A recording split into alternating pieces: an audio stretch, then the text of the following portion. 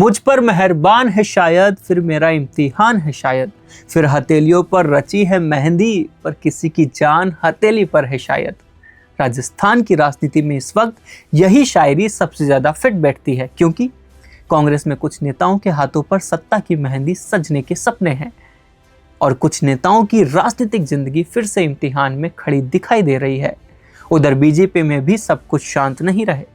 भजन लाल शर्मा, वसुंधरा राजे, मदन राठौड़, राजेंद्र राठौड़, अशोक गहलोत, सचिन पायलट, गोविंद सिंह डोटासरा, इन सभी नामों के बीच ऐसी राजनीतिक चालें चली जा रही है जिनका असर सिर्फ जयपुर नहीं बल्कि दिल्ली तक महसूस किया जा रहा है।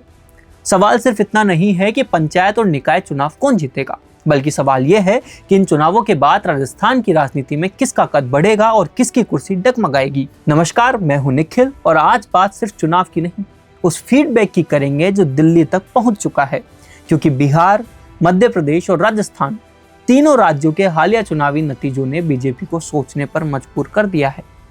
बताया जा रहा है कि पीएम मोदी लगातार राज्यों से रिपोर्ट ले रहे हैं, छोटी छोटी बातों पर भी नजर रखी जा रही है। सोशल मीडिया से लेकर संगठन तक हर जगह से फीडबैक लिया जा रहा है और यही वजह है कि बीजेपी अब पंचायत और निकाय चुनावों को सिर्फ स्थानीय चुनाव नहीं बल्कि 2028 के विधानसभा चुनाव का सेमीफाइनल मान रही है। राजस्थान में सबसे बड़ी परीक्षा मुख्यमंत्री भजन लाल शर्मा के सामने की है। अगर निकाय और पंचायत चुनाव अच्छे रहे तो उनकी पकड़ और मजबूत होगी, लेकिन अगर नतीजे उम्मीद से कमजोर रहे तो सवाल सिर्फ संगठन पर नहीं, सरकार की कार्यशैली पर भी उठेंगे। अब कांग्रेस की तरफ आते हैं। यहाँ विरोधी दल से ज्यादा लड़ाई अपने ही नेताओं के बीच दिखाई दे रही है। एक तरफ अशोक गहलोत हैं, दूसरी तरफ है सचिन पायलट और बीच में है प्रदेशाध्यक्ष गोविंद सिंह डोटासरा और जमीनी स्तर पर जिला अध्यक्षों से लेकर टिकट के दावेदार तक कई जगह गुटबाजी खुलकर सामने आ रही है। अशोक गहलोत का हालिया बयान कि चुनाव तक सब एक रहेंगे राजनीतिक गलियारों में अलग अलग मायनों में पढ़ा जा रहा है, क्योंकि सवाल उठ रहा है कि अगर चुनाव तक एक रहने की बात कहनी पड़ रही है तो क्या चुनाव के बाद टकराव तय होगा। उधर बीजेपी के लिए भी सब कुछ आसान नहीं है।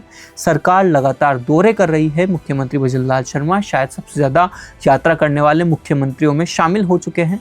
रात्रि चौपाल हो, जनसंवाद हो या फिर उनके लगातार कार्यक्रम, लेकिन विपक्ष और कई बेरोजगार संगठन सवाल उठा रहे हैं। क्या वास्तविक फीडबैक मुख्यमंत्री तक पहुंच भी रहा है या फिर सिर्फ चुने हुए लोग ही उनसे मिल पा रहे हैं। और यही सवाल वोकेशनल टीचर्स भी पूछ रहे हैं, जो पिछले कई दिनों से आंदोलन कर रहे हैं। चतुर्थ श्रेणी भर्ती के अभ्यर्थी भी उनसे यही पूछ रहे हैं कि अगर चयनित उम्मीदवार नौकरी छोड़ रहे हैं तो 1 ईयर वेटिंग लिस्ट क्यों लागू नहीं की जा रही। सरकार ने विचार की बात कही है, लेकिन फैसला अभी तक नहीं आया और बेरोजगारों के लिए यही सबसे बड़ा सवाल है।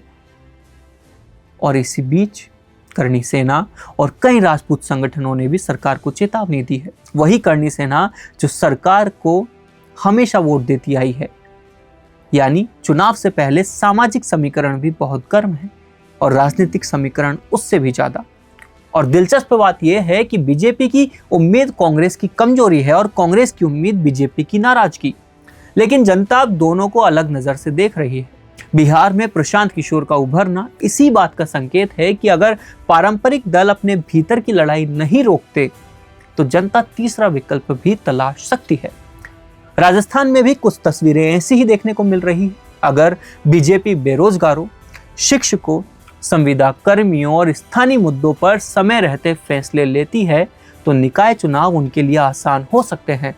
लेकिन अगर फीडबैक सिर्फ फाइलों तक सीमित रहा तो चुनावी नतीजे चौंका भी सकते हैं।